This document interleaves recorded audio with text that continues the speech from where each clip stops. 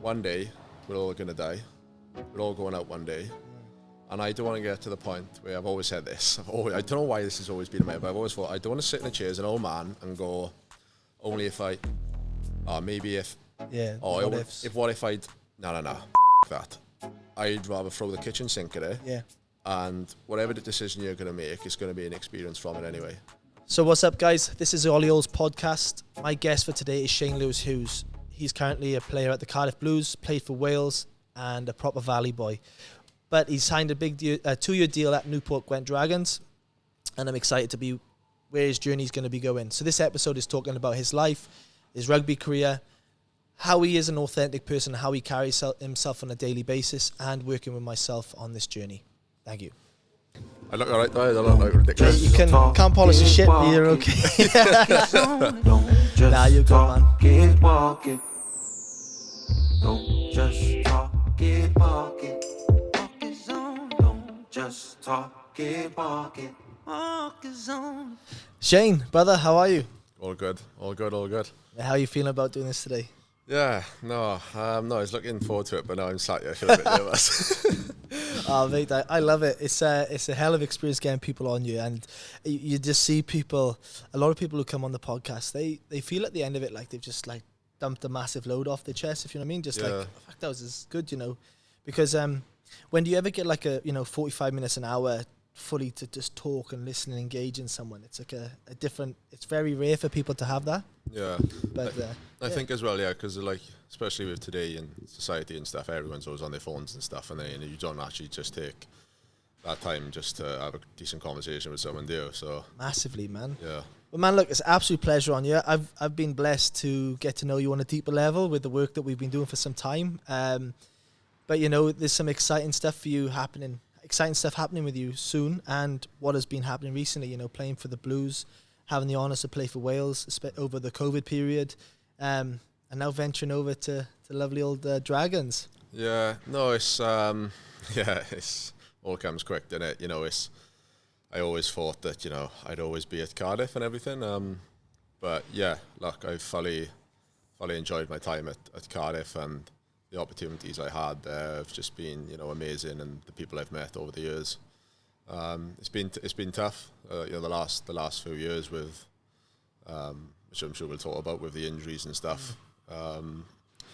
But yeah, it's that's in the past now, and I'm looking forward to actually moving on, and really looking forward to the challenge, joining the Dragons. So I've heard a lot of things about it's Flanagan, isn't it? Di Flanagan. Yeah, I've heard some really positive things about him. I believe from what I've heard, he's very much around the new era of mentality of mindset, growing a person, really generally caring about his players. Technically, I he's probably good. I haven't heard too much on that front, but just him as a person in particular, I've heard he's got a different ethos about him to other places. Is that something you noticed? Yeah, well, everything I've heard about him, and I've actually met with him now, but before I met with him, everything I heard, of the likes of Jared Evans and stuff, and Belcher and those boys, they've said, he's just a typical Valley boy that, he really loves his rugby, but also he's a good bloke. And I think first and foremost, that is the most important thing, because, it's like you play for some coaches and they say one thing, but, they don't really mean it. And I've had those experiences in the past, but he seems to be like a really good bloke and genuine. And obviously I don't know him fully yet, but what I do know, and when I've sat down with him, he just seems like a genuine bloke. Yeah. I'm really looking forward to working alongside with him. What makes you tick the most then? For instance, like you say, some coaches and some people need that tough love, some people need that like confidence, and some people need that like just focus on X, Y, and Z, and that we're happy with that. What makes you tick, Shane? I suppose it's like, in terms of now playing for a coach kind of thing? Yeah, like what makes you perform better, as in like what do you need off a coach? Just to say, look, this is what we expect of you. This is your strengths. Like, we know what you can and can't do. Like, if you just deliver this is what we want. And if you do that, anything extra is, a bonus kind of thing. And I think you have those expectations on yourself anyway, and I always put high expectations on myself, but it's just knowing that you've got that genuine relationship and you're able to go speak to them for feedback and stuff.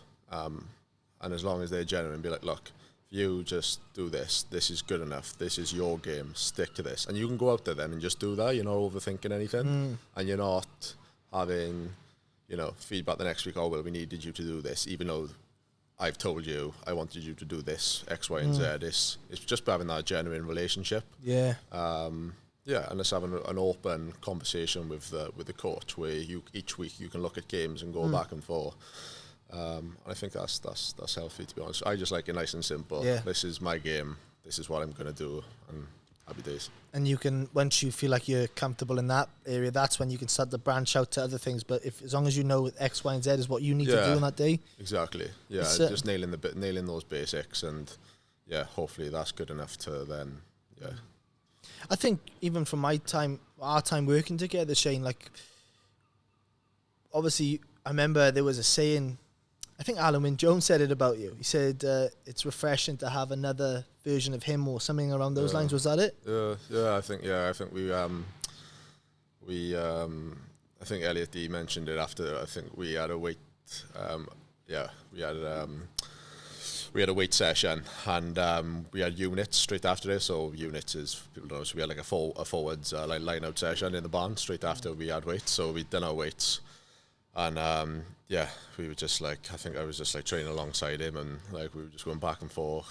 So we happened to be like, you had to get in like pace and stuff. So I was fortunate enough. I was just like along with him and stuff, and we were just helping each other on the bench press and like going back and forth, dumbbell rows, this and all that. And I just at the end of it, I was absolutely spent, and I was like, God, he trains so intense. And Elliot was laughing. He said, "You've said," and he's just said exactly the same thing about you. So wow, it was nice to. That was a hell of an experience getting to play and train alongside him. Just it was more of a thing of like, I've always been, when it comes to my training, super intense. Not trying to be like that. That's just the way I am. Like, I care so much about it. I want to be the best at it. So it was refreshing to see that. Okay, it's all right. It's okay to be the way I am, because you see how he is, and everything is for a purpose. It's not just turning up by accident. The way he preps, the way he looks at things, he's so meticulous in his work, and that gave me a bit of confidence to be like, okay, it's okay that I train this intense. It's okay that I want to be the best I can possibly be, because like, he's one of the best ever to do it. So if he's going about his way doing stuff, gives you a bit of confidence to be like. Not that I'm saying I'm anywhere near his level, but to train that intensity, to have that meticulous approach, approach to training, and actually put everything into it. So that gave me a lot of confidence to be like, it's actually okay to do these kind of things. I think as well, when you're in these environments where there's a lot of energy, testosterone players around, and I think sometimes going 100% sometimes gets frowned upon to other people. Like, look at so-and-so over there, like lifting the heaviest in the gym or pushing themselves the hardest. And I feel like you can second guess your own personality of why you do things. And then, like you just said, if you see someone like Alan Wynne-Jones who's doing a 30-odd, late 30s, still ripping in that same way, gives you that reinforcement. You're like, hey, you know what?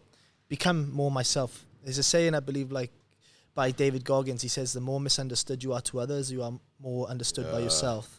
And this is the thing. I've never, like people who know, I've never given a shit about what people think of me. Like, I am who I am. And I'm comfortable in that. Like, from a very young age, I've always known. Not that I think this is where it gets mixed up. It's not that I think, like, people look at me and think, oh, he's different the way he does stuff. It's not that I'm different. I'm just myself. And I think there's a big difference between the two. I think I'm just happy being myself. I've never ever questioned, oh, should I do this because I might lose friends, or like from like young, like getting up in the mornings, going for runs, and or after school going for training, doing weights, any extra training, and it'd be like, well, Shane, you coming out? Like, the boys are going out later. I'm like, no, I need to do my training. I was never ever scared of like saying no, being judged or saying no, and I think that's what. Where people say, oh, well, he's different, or he tries to be different. It's not. I'm just happy being me. And I think that in today's society, and I found growing up as well, I think a lot of people want to be themselves, but they're scared of losing that those friendships Yeah. and those groups and being vulnerable. Whereas I've always been, not I've even tried to do it, I've just always wanted to be me, do my thing. Because that way I know that I'm being true to myself. And I don't think, I'm not trying to, but I think a lot of people in today's society that actually don't know who they are and what they're trying to do. Yeah. And I think as long as you can put your hand on your heart and say, look, I'm being me. And then if you want to be my friend, because at the end of the day, if you're yourself, like, you're going to attract the right people anyway. More aligned with you. Yeah, exactly. And what you want to do. And you sort of, as you get older as well, and it's like anything in life, you have, especially when you're growing up, you're around all these people in school, and as you get older, your friendship group gets a little bit smaller and smaller, because, number one, it's like people then realise, okay, this is what this block stands for. I either want to be a part of that or I don't. Yeah. And I've made that very clear from day one. This is who I am. This is what I'm doing. If you want to be part of my life, great. If you're a friend of mine, I'll be an even better friend back to you. But the minute you try and take me away from what I'm trying to do, we're done. Like, this is what I believe in. This is who I am. And I think along the way, that friendship group has got smaller. There's always been core people I got two really good mates, like Liam Belshad and Thomas Jevons. Me and Jake Jebs have been like best mates since we were young. Blonde hair fella. Yeah. Little horn dog. Seen him at Irons on Saturday, but this guy's got horn dog written over him. Yeah, he's shocking. Yeah. Well, I won't say anymore, but he's a nice guy. Really nice guy. But he knows the crack with me. It's like, this is what Shane does. This is what Shane believes in, nice. And to be fair, he's the same with his training and stuff. So.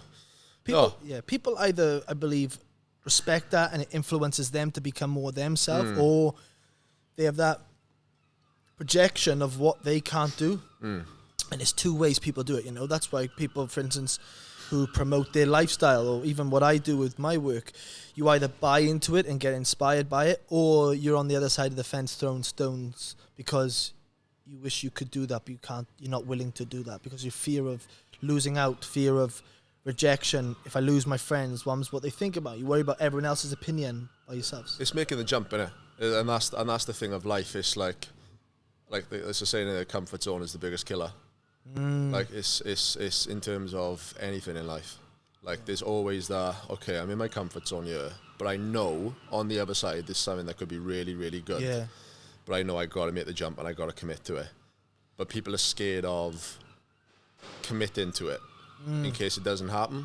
But I think that is the purpose of life. Like 100%. Go in for it and leaving no stone unturned. And that way then there's no questions asked at the end of it. Yeah. It's like you've committed to it, and whatever happens, happens.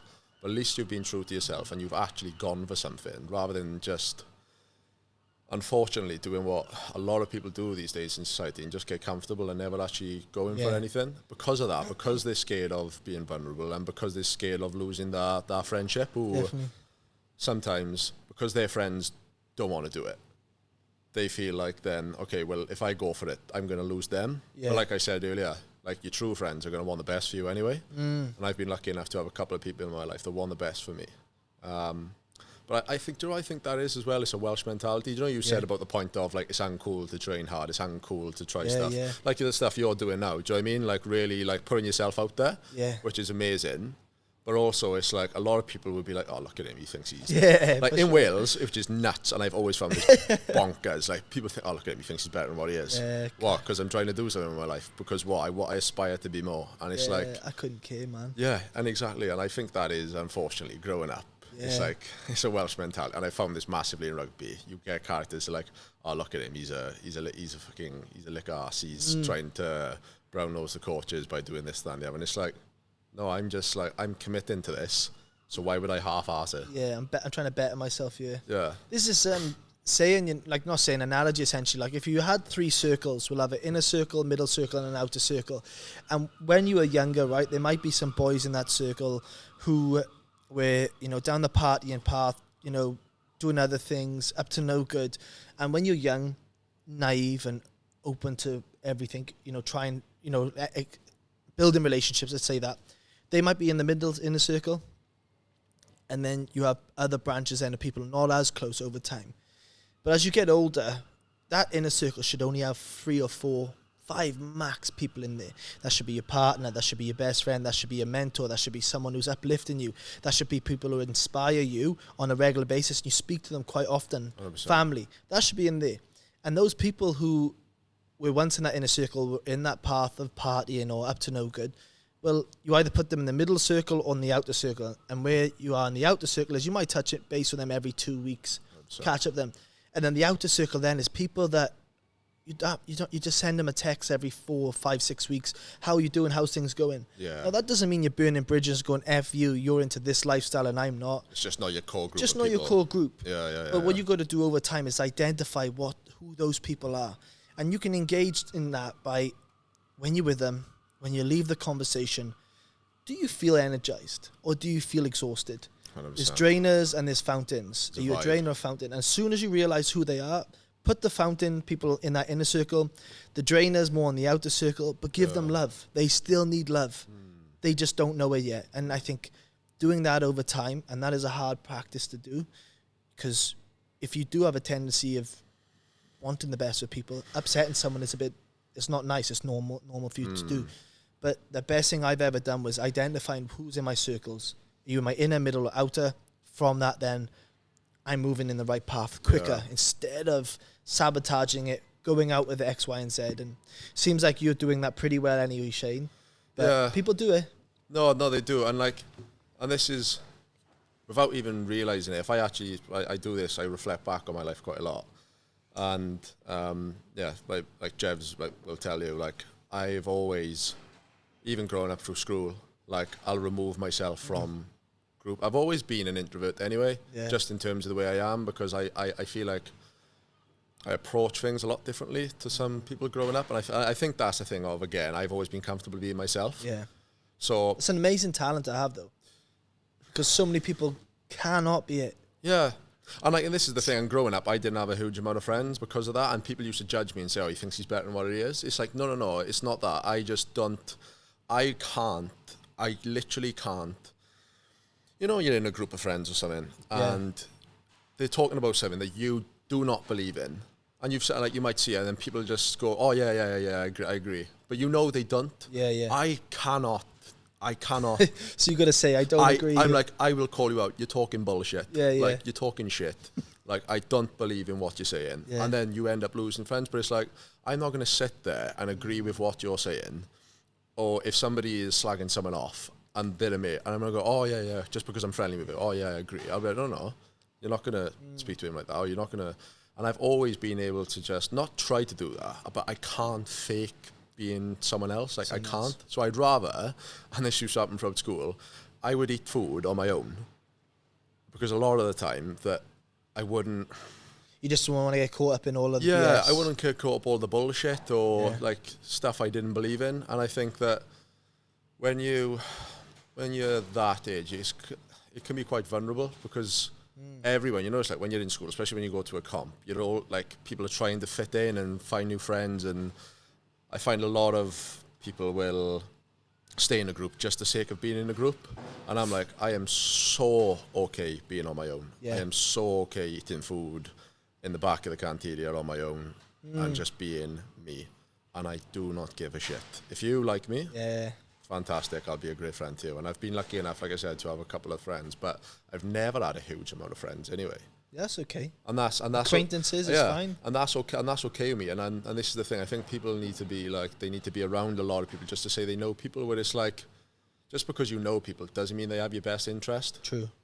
And that's true. I think that, like you said, as you get older, everyone anyway. And I've noticed this now. Those people back then who have had all these people they know and want to be friendly with everyone. As you get older, that friendship group gets smaller anyway. But I've been lucky enough to establish, like I said, I haven't even tried to do this, but I've been lucky enough just to be okay, this is who I really, really can speak to. This is who I can fit in with. And that's who I keep in my life. And I don't even try to go to anyone else just to be friendly for the sake of being friendly. I'll always be a nice person and speak to everyone. Good. And that's a given. But I will never go out of my way to try and fit in with someone if I don't if we're not fitting the same kind of you're not on the life same choices page, on the yeah. same page, because because you're just lying to yourself. Yeah, that's it. That's fair, and that's totally understandable. I think one thing you said then out of that though, Shane, was like people buying into the gossip. I know definitely when I was younger, would definitely buy into the gossip, and you'd have a conversation with people and you start talking shit about that person, and you'd walk away feeling like, what a piece of shit that was. How poor form of me to buy into that then, even though it doesn't align with me. And it would eat me up inside. And if you continue to get that feeling over and over again, you make a conscious decision. You go, you know what, do I buy into that bullshit, or do I make an effort to not say nothing, or actually say, you know what, he's not a bad person. And that was something definitely that when I was younger, early 20s, you know, you can catch yourself today as well sometimes. And I think even in that rugby culture, you're in the change room, there's that tongue-in-cheek of banter, but there's always truth behind the banter. 100%. And you can either buy into that banter, or you go, I just sit back on this one, and that's the fine line. In every joke, there's always a bit of truth behind it, innit? Because the reason you're saying it is banter. It's true. But if it wasn't true, it wouldn't be funny. Out. Yeah. They call you so out, it's like, yeah, there's always a little truth behind that kind of stuff. And like, I've always been like, if I'm in a group setting, I've never been afraid to, I don't know, maybe because I've gone off filter, but it can be awkward, can't it? If someone calls someone out in front of a group, it's like, oh God, like, now it's really awkward. But like, if I firmly believe, like, you're talking shit and you're talking absolute nonsense, I'll call it out, and I do not give a fuck for it. Like, I won't do it for the sake of doing it. But if I really like, you're slagging someone off who's a mate of mine, or I feel like, okay, that's not fair. Yeah. I'll speak up on it. And how did that work for you then, Shane, in a rugby culture where there's so much ethos and culture around the banter side, the humour, and I found growing up with it is if you don't buy into it, you're kind of on the outside. You know, you're the minority instead of the majority. I've always felt on the outside. Well, let's say like the that. Blues, for instance. So you've been there from as a kid, but then obviously getting into the system, you're older now. But like that can struggle to build relationships. Oh, definitely, and I have, and I think again because it's a Welsh mentality of like people will all be ripping into each other, and you just get into it, and you don't actually question what you're doing. And I've never wanted to do that, and that has been. No, I'm okay because people know about me and people like who I am now. I think as they've got to know me, there's always been people I've grown up with, playing with, who know about me and what I believe in and stuff like that. But I'll never ever try to fit into a group just for the sake of fitting into the group. I'm like, if you're a good, genuine person, I want to spend time around you. I've always found I've wanted to spend time around. There's a couple of people my age who I really get on with, but I've always tend to fit in with some of the older boys. Yeah, for sure. So, Same with me. Like stuff like boys like Ellis Jenkins, who I've always had a huge amount of respect for and time for, just because they're genuine blokes, and I can relate, like a hard-working bloke, never had it easy, always had to fight through injuries. But just a good, genuine bloke. Doesn't mean he's a boring fucker. He's just a genuine bloke. But he's a nice boy. Really nice boy, but he won't try and fit in with a crowd just for the sake of fitting in with a crowd either. And I've always found I've tend just to, I always go towards that energy. Cool. That's if that makes sense. Like I've always found it hard, like especially with boys around my age and a bit younger. It tends to be, I don't know if it's like a society thing, a different generation, but it always seems to be like, we'll just go into this massive group and there's all different characters, which is great because that's what rugby is. But then you sort of find out of like what people's values are. Yeah. And even if you don't agree with them, boys tend to try and stick with that anyway. Of course. And it's not the fact that what they're doing is wrong. That just could just be their values. And doesn't mean they're bad people, but you just don't believe in that. So you either take yourself away from it or you stay around it. Yeah. And I have found it not hard, but I found, especially when I was coming through when I was 18, when I first joined the senior setup, I found that I was always like on the outside of like people would judge, he's a bit strange, or he's a bit weird, or he thinks he's better than what he is. But I've just always been comfortable in being me. And as the years have gone on and people have got to know me, they're like, they probably want to train like you now. They want to push themselves. But that's one thing when we started working together, I said to you from the get-go, it's like, if you were put in an environment in England, they'd love the shit out of you. Hard working, turning up all the time. Top 1%er as in, the mentality of how you look after yourself. Like, you literally live a life of an athlete all the time. And when you're training, you give it all. I think sometimes, from listening to the Welsh culture of the players and whatnot, and, you're not the first person I've worked with, it is kind of frowned upon to give all at training. It's frowned upon from trying to do a max in the gym or trying to better yourself. And that's a reflection of themselves deep down, like that. We all know that. But even working with you, when I started working with you, Shane, like, I was like, what to expect here? But in all honesty, man, it's been one of the funnest journeys ever working with you. You are open-minded. You deep down, you have a big care factor for a lot of people. Yeah. And you just want the best. And then I actually found I buy into the player just as much as the player buys into me, but watching you play and things like that is, you have just a deep desire to be better. Yeah. And for me, that is like the best client to have. And we built a friendship off that now. Yeah. But this is the way I look at it, right? I think if you're in a job or anything you commit to, if you commit to it and you know it's going to take up the majority of your week and a life, living the life of a rugby player, it's a 24/7 job, innit? Or you should view it as a 24/7 job. Not the fact you don't switch off. Obviously, you come home, you switch off. But in the fact of, when you come home, you should go look after your nutrition. You should be looking after your nutrition. You've got to get to bed at the right time, get a good amount of sleep. You're hydrated, you look at all that. The way I look at it is, if you were committing to it, if you were going into work, into rugby or whatever you do, and you're there from 8:30 till 3 o'clock or whatever it is, like, you may as well throw the kitchen sink at it because you're there anyway. Yeah. So what's the point of half-assing it? Because at the end of every single day, you're like, did I get the most out of myself? And perhaps some people don't think like that, but I always think, okay, like, have I got the most out of today? And that doesn't mean you train balls out that day. That just might mean, right, okay, did I take in all that information? Did I do this, X, Y, and Z? And it's so easy just to be like, oh, it's okay, I'll just do a little bit less today. Yeah. Or I won't be as switched on in this meeting, or I won't take this on board. And I just think that is just not, that's just a waste of time, because at the end of the night, like at the end of the day, when my head hits the pillow at night, I always think, I've given my most, I've given everything for that day. Yeah. And then that will carry on into the next day and the next day. And I just think as long as you can have no questions at the end of the day, you're giving your all. And if it doesn't happen, if you don't get to where you want to get, at least you can't say to yourself, I've cut myself short. I rather think, fuck it, I am throwing the kitchen sink at it. I am giving all, because I'm not the most talented, so I need to work harder anyway. I'll be the first to say I am far from the most talented. But you got a lot of dog in you. So I literally can't afford to not give 100% to anything I do, because I'm not the most talented. So if I give less than 100%, I'm fucked.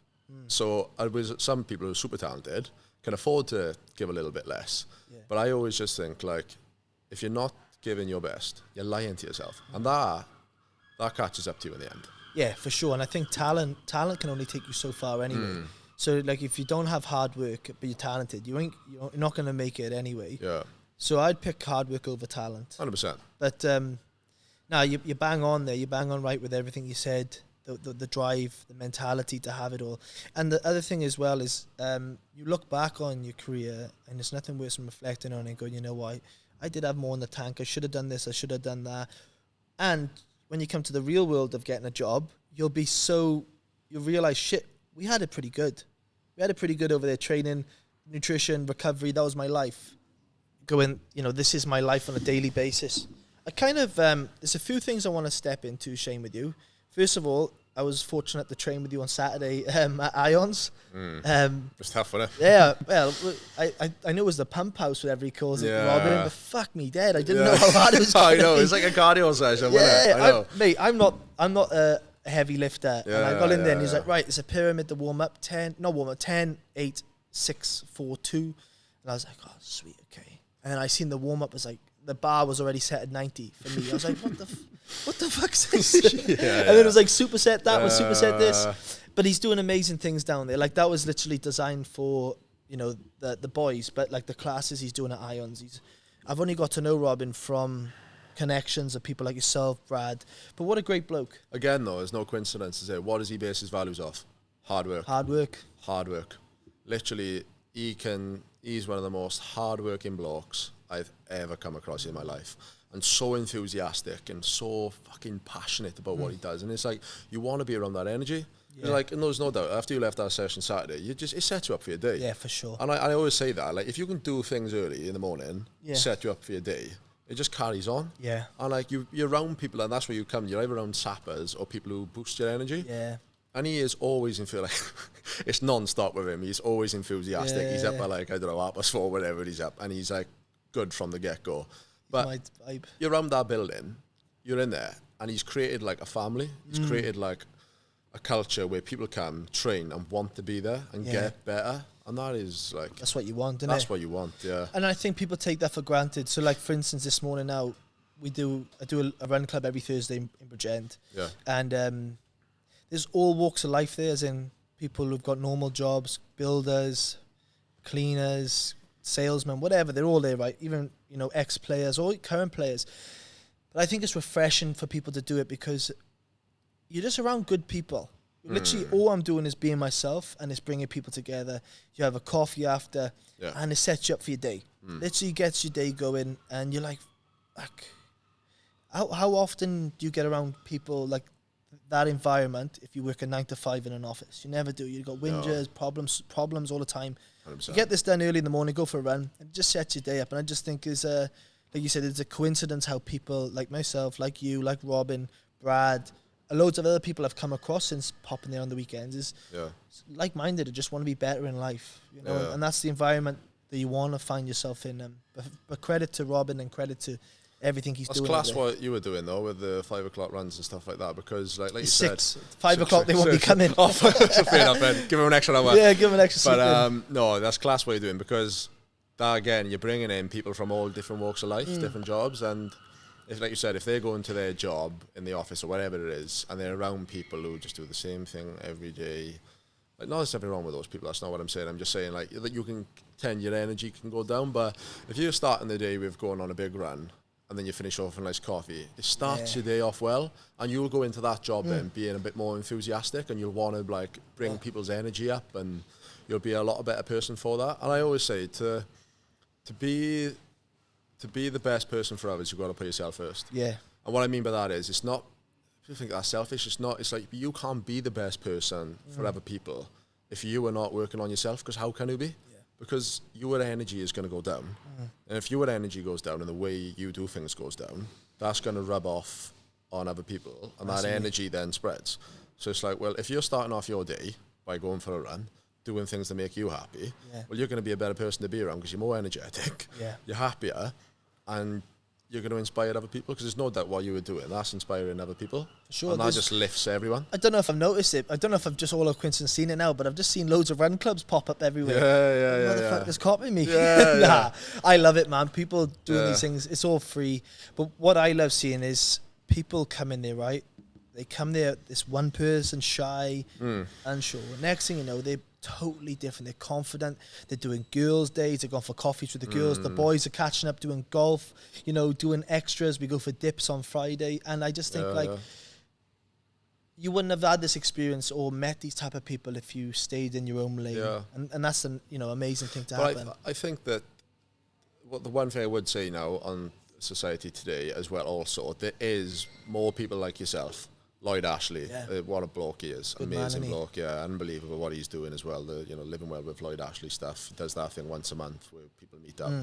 And you can see even with his stuff, there's more and more people coming. And now he's created like a little family where there's the same people coming up. But now and again, it's that one person you can see just like in the background who doesn't think. And then Lloyd welcomes him in and everyone starts speaking. I think that is so cool. Yeah, that is so powerful. Do you know what I mean? It's like where people can turn up that you've never met before. And you'll go in the cold water. In January, it's fucking solid. Freezing, but like you'll go in the cold water and you'll have a coffee afterwards and speak to these random people, and it's like that is powerful. Like that is so good. And I think this is becoming more of the norm now, especially with mental health and stuff. Like these cold dips, the stuff you're doing. Yeah, it is becoming where people actually now are trying to be better. and people want to fit into that community. Good. So it's good. I think people get a taste of it, and they just go, fuck, I feel better off that. Because everything's emotion-based. Everything is, the reason why we do something or we need to change our life is because emotionally it's impacted somewhere, so we want to change that. So when you get to a certain state of life, you go, I need to change something, that's when things start to happen. A lot of people, if you notice, hit some form where their life is a rock bottom, and that's when their life transformed. But when they're in that just below comfort zone and they're just scraping by and they're getting on the drink on the weekend and they're doing it again, and then they go back to work on a Monday and they're just coasting, you don't do any change there. But when you hit that breaking point, that's when you see these people just transform their whole life. It might be a bad relationship, it might be getting sacked, it might be that financial stress or whatever, or they just had a kid and they're like, I don't want to live this life anymore now because I want to be a good father to my kid one day. And they're like, right, I'm going all in, I'm changing it all. You're either with me or you're not. And these are normally the breaking points. Yeah. Thank God for you. You never had that breaking point. You were literally that in school. You're like, I'm going to do me. I'm going to put me first and support myself, and the rest will fall into place. What an amazing way to look at life. Yeah. This is actually going to change. Well, I'm not change. I'm going to ask you a question now. Obviously, some people are probably still unsure on what's the type of work I do. We've been fortunate to be working together for a couple of months. How did you find the journey? And like, for instance, when you started working with me prior to the journey itself, like if I were to say to you. Yeah, no, so, since working with yourself, I've always put a lot of pressure on myself to do well in rugby and stuff and what have you. And I know I tick all the boxes in the week and I should take confidence from that. But yeah, I've always had this anxiety and I've suffered with anxiety my whole life. And yeah, especially when it comes to like performance and stuff, making sure I really nail it on game day. But like since working with you, it's just being able to, I think, separating, like that you said about like two boxes, like this is what we can control and this is what we can't control. So it's like getting to realize, okay, you've made me realize, okay, you've done all this, you've done all these things, take confidence from that. This is what we can't control. We can't control the outcome of the game on Saturday because we haven't played the game yet. Like, take confidence in your prep and like, now let's just enjoy the game because you've done all the hard work. And take confidence in being that, like you call it, that flow, don't you? That flow state. Yeah, that flow state. And yeah, the meditation side of things has been great as well. Good man. I don't know. It's refreshing just to be able to talk to someone like yourself. And maybe even if I have thought these things before, some of the things what you are saying, but it's just to be able to work with someone like yourself, and it's giving you, again, confidence in, like I said with like Anna Wynn, like the way he approached things, it's giving you a bit of confidence. Okay, this is the right reassurance way. Reassurance. Yeah, exactly. Yeah. And like, since working with yourself and stuff, and looking at things in slightly different ways. Even down to thanks. First of all, I really appreciate that because it means a lot to me. Because I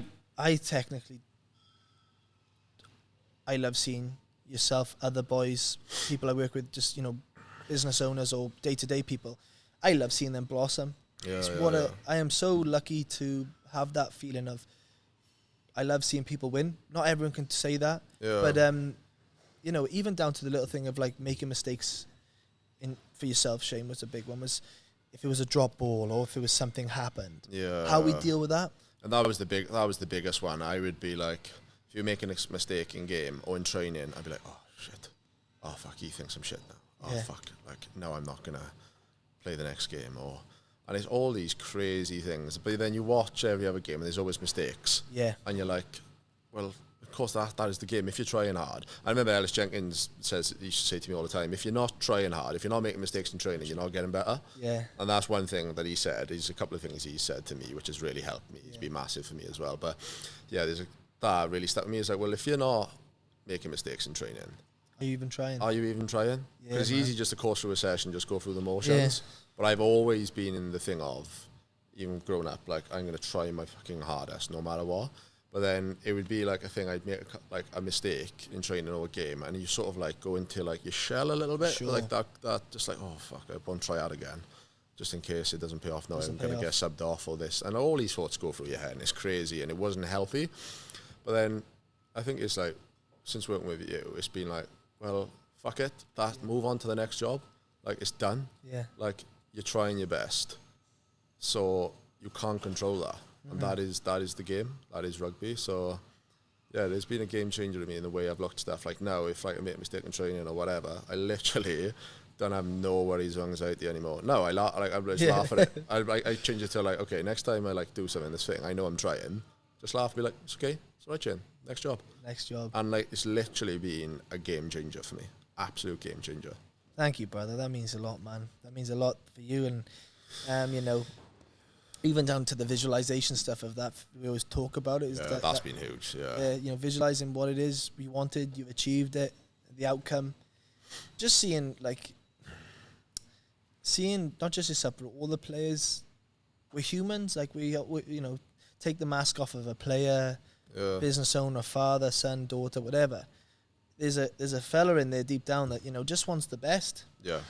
And when you get to that person and he achieves all the things and reflects on it, you just 10x the way you live life again. 100%. And just seeing your outlook, man, and every call with you, man, was fun. It was fun to see the shift in you. And then when you were on the field, then the person out there was just happy. Yeah. He wasn't worrying about, I drop that ball, next week am I going to play, or whatever. You know, am I ending my contract at the moment? What's going to happen now? Yeah, you know, everything's worked out for you now. Signed a new deal, 2 years at the Dragons.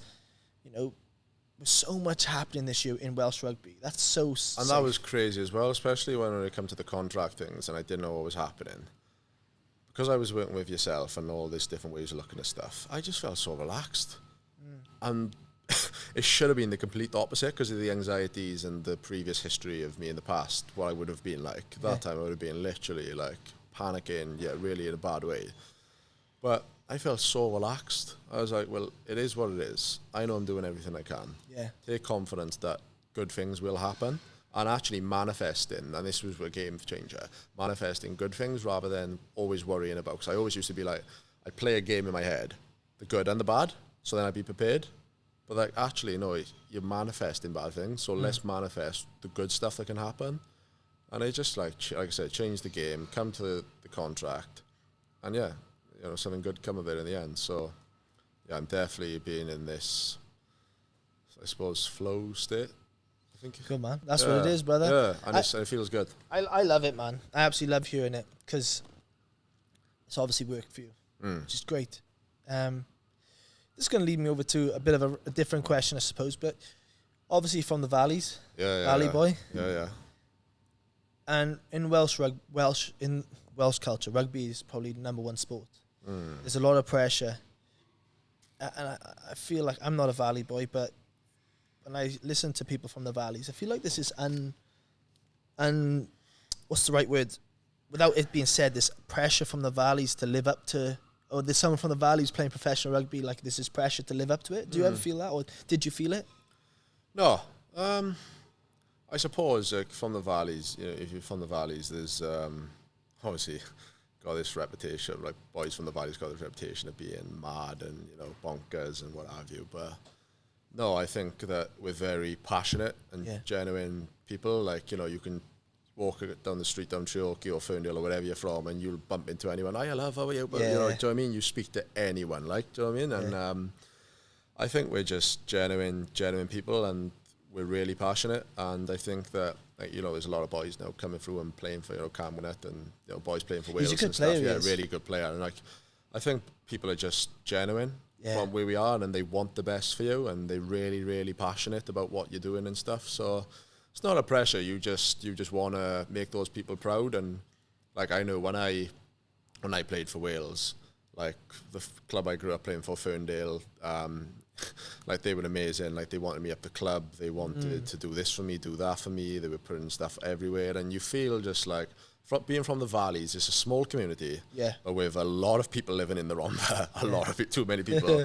But it's a sense of pride. We have got a lot of pride, like we're hard buggers and we wear our heart on our sleeve, kind of thing, you know. And and you could just see that people want the best for you. Because when I was, especially in that lockdown period and stuff, and when I got capped, and we were stuck in the Vale and stuff, but like coming back home and it was just showered with people saying well done, and people just in the street, just walking the street saying how amazing it is. I was chatting to your mother, I was chatting to your nan, and like valley, everyone knows everyone. Yeah, you can't go anywhere in the valleys without someone knowing your auntie, your cat, your dog, your goldfish. Do you know what I mean? It's no, but I've always said I love where I'm from. Hence the reason why I chose to stay where I am. Like I'm living in Combe Park at the minute now, at the right to the top by a nice big mountain, and I love being from the valleys, and that will never change. Like I'm a valley boy at heart, and that'll always be the way. Love it, mate. Love it. Well, they're definitely proud of you, what you've achieved playing for Wales, Blues for so many years, and now over to the Dragons, man. And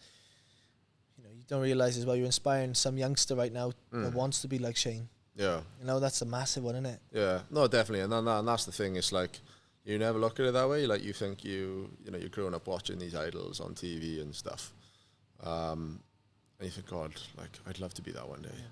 And then you're lucky enough to get there, and you then think, oh, you just go about your day. But you don't realise the impact you have on other people. Yeah. Like, the messages I get sometimes on Instagram and stuff off young rugby players from the valleys. How can I do this? How can I, this, that, the other? And you don't realise the impact that has on kids, like, and I think that is massive for me as well, especially now as well. I'm doing this strength conditioning course at USW, like that's something I'd want to do after rugby, and my thing has always been I'd love to give a bit like what Robin's got really at Ionic Clannishan. I'd like that up by me, like that family community kind of thing. I'm working with youngsters and showing them that there is a way of doing stuff, and there's hope, and inspire, and that's the thing of life, innit? You wanna inspire people to do well, and inspired people inspire people. Yeah, and exactly, and that's the thing, and like I get a massive kick out of that. If I can pass on one message to like a youngster, and that inspires them, God, that just makes me feel good, and it's huge. That's a great way of looking at life. I even think as well, whenever we're so caught up in our own little world of problems and what's going wrong, doing something for someone else is actually how you change your perspective. Go do something, act of kindness of someone else, 100%. And I'm telling you now, like there's so much joy in that. They think obviously you're doing it for good intention, but selfless acts bring selfish measures. So when you do something good for someone else, the reward back is so huge. Good. And I don't think you can replace it. Do you know what I mean? Like it's so easy these days to be like, oh well, I'm too busy. And like, yeah, I am busy, and everyone's busy, but just to take time, just to maybe, I don't know, like you go to a presentation evening, or you go to a training session, and I was lucky enough to have an amazing coach, the best coach I've ever had, who I love, is Chris Jones from Round the Schools. And what an inspiration. You want to talk about like someone you would run through a brick wall for and die for. Yeah, 100%. And he calls me a lot, and he says, oh, can you come up and do a session? And sometimes I can't make it, and I am busy, and I say to him, yeah, we'll make it, and sometimes I can't, but I will try my best to get there and do it. Good. Because I think, well, the reason I am where I am a lot of the time is obviously I've put in the hard work and stuff, but he inspired me. Like there was sessions where, like, and a lot of Valley boys would tell you this, we'd have 2 or 3 hour sessions, and like in January when it's pissing down, pissing down, freezing cold up in Ferndale Rugby Club. So Ferndale Rugby pitch, and like the pitch would be frozen sometimes, but Chris would be there before, laying everything out. He'd be there after, backing up and stuff. Yeah. And he, like, you talk about someone who lives that lifestyle. Like he means it. Like when he, like I said, there's some coaches you can just know are just talking up their ass. Yeah. When they want the best for you, he literally wants the best for you. Like he's been around the school's coach for, I don't know, 30, 40, whatever years he's been there for. But a Valley boy, I don't think he'll ever leave the Rhondda, but wants the best for you. Tough, hard man, for someone you run through a brick wall for. And I think that's what I'm trying to say is that he done that for me. He done that for all of us. And like, it's only right that if he picks up the phone and says, Shane, can you come help with a line-out session? Can you come help with this drill, that drill? If I can make it, I'm going to come there, because what's an hour or 2 out of my day to try and help someone who's in the same situation as me, and maybe give them a little bit of inspiration. Next generation, man. And I think that is so more important now because of technology and social media. I don't even notice when you speak to people now, like they're on their their phones. ability just to be able to engage in conversation now is so less because of TikTok. Everything's 5 Attention seconds. span. Attention span is less and less. And I find, and I'll be honest, I do find this when I go to like training sessions or with around schools or anything with youngsters. When you're talking and explaining, you can see they're messing around with their friends Twitching. or trying to like get out, trying to engage in conversation with someone else, and it's like that is because of the power of social media 100%. now. So it's more important now, more than ever, that you actually man. you're present with them people and try and explain your story, and just try and give a little bit of inspiration to people and stuff, because it goes a long way, because by helping someone else, like you said, the satisfaction you feel back, Powerful, you can't replace it. Even I think podcasting, man, has been a blessing for me. How often can you sit like this right now, no distractions for an hour, talk? And I think it's such a skill which is dying, is a skill of 100%. communication, 100%. understanding each other's background, understanding what the method is, what are we achieving out of this, how can I shift your state? Like podcasting has probably been it's probably the best thing I've ever done. And I did it from a place of just doing it for fun. Yeah. Now this, with what I do for coaching, it's all engaging with people, listening to people, solution-based, action-based, what can we do next? But it all stemmed from podcasting. Listening now, people will listen to this while they're driving to work. Yeah. Or if they're, in the some people listen to podcasts in bed. Yeah, I know people are chuckling on. Yeah, I done this morning on the way here. I took a podcast on and said, listen to music, but sometimes when you're listening to a podcast, and you can now is so with Spotify and YouTube and everything, you can literally search for whatever you want, and something will come up for that, and that might be a bit of hope you're looking for. That might just be you're looking for a bit of a laugh. So, and there's so much you can tune into now because of podcasts and the power that's had on mental health and everything. It's great. And yeah, if someone wants to listen to me talk shit for 45 minutes or whatever it is, that's great. But no, definitely, I think that's what you said about engaging in conversation without being on your phone. And there's another one as well in terms of that. The only time you can do it is if, and me and Jebs were chatting about this the other day, is that if you go into a sauna, especially up by us, you haven't got your phone. You literally can't bring your phone in, and you're in a room full of people. You either say nothing or you just chat shit. And genuine, some of the best conversations I've just been sauna chats. When people are talking about, how's your week been? How's this been? Have you heard about this? Have you heard about that? Yeah. Like, what's going on in your life? Oh, okay, this is what you do as a job. And you learn so much about people's lives. And you're like, oh, that's mental, he does because you're taking the distraction away. Because you take the distraction away. Yeah, man. I've even noticed as well, like, sorry to interrupt, but like, I've sometimes, my phone's been dead, and I'll go, and I'm like, all right, just leave it at home, or I've left my phone somewhere.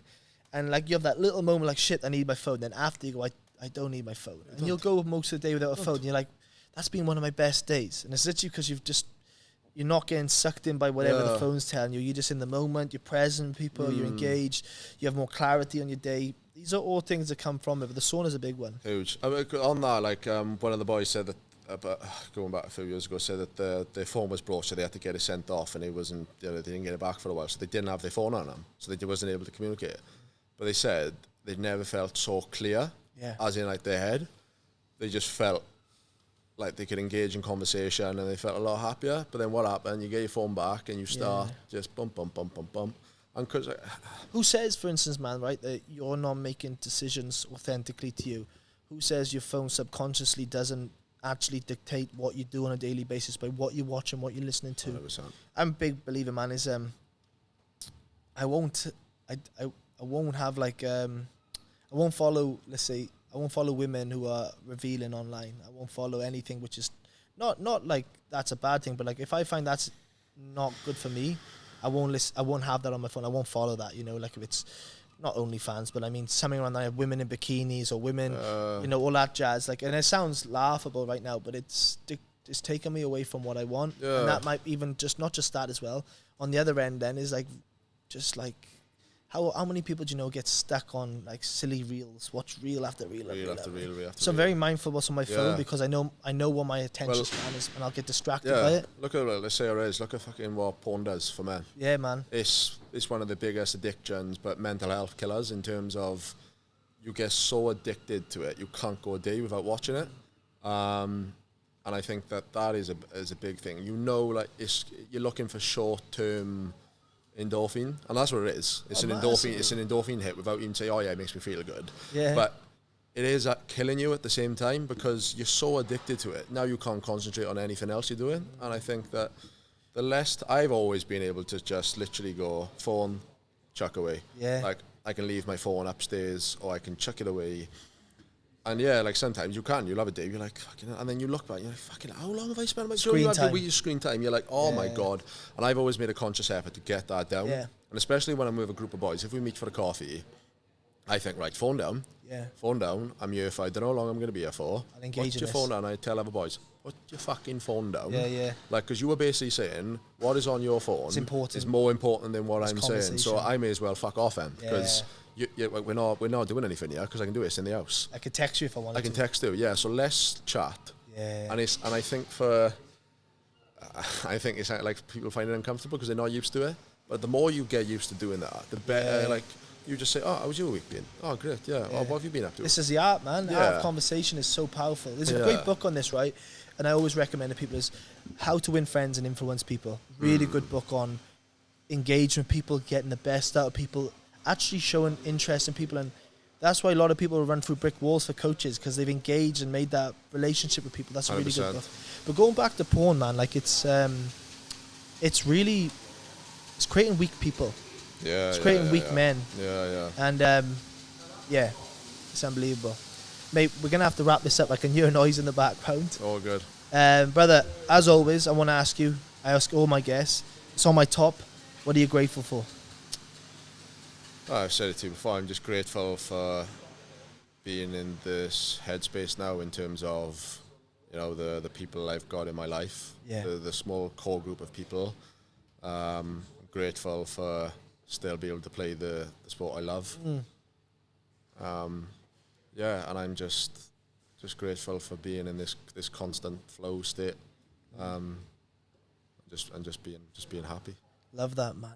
I'm grateful for you coming on today, obviously. A, B, getting the chance to work with you, seeing your growth, and grateful that you're capable and comfortable to be yourself. Yeah. In a world of people trying to be people, you know what your North Star is. So anyone listening to this right now is actually, you know, taking a leaf out of your book and it's okay to be yourself. So that's one thing I'm very. They're the things I'm grateful for. If I can just wrap it up on this, from my point of view, my motivation in life has always been, one day we're all gonna die, we're all going out one day.